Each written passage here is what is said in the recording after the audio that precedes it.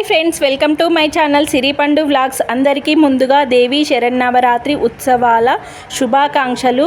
మనం 9 రోజులు అమ్మవారిని 9 రకాల అలంకారాలతో అమ్మవారిని అయితే మనం పూజించుకుంటాము.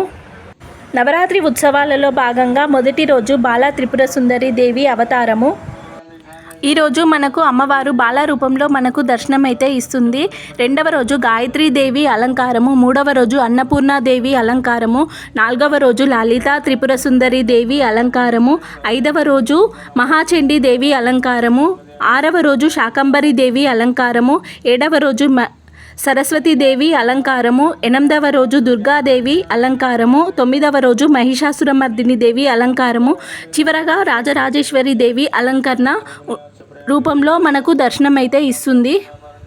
ఈరోజు 4వ రోజు లలితా త్రిపుర సుందరి దేవి అలంకారములో భాగంగా మా దగ్గర మహా నైవేద్యాలు అమ్మవారికి అభిషేకము నిర్వహించారు.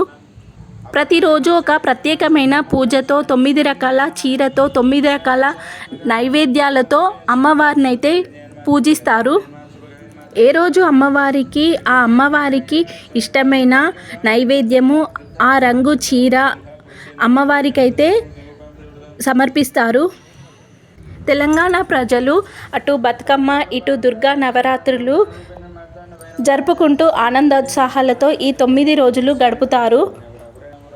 పూలతో చేసిన బతుకమ్మను అమ్మవారిగా భావించి పూజిస్తారు. ఇటు బతుకమ్మ అటు నవరాత్రులు అయితే ఆనందోత్సాహాలతో గడుపుతారు. ఓకే ఫ్రెండ్స్, నచ్చితే లైక్ చేయండి.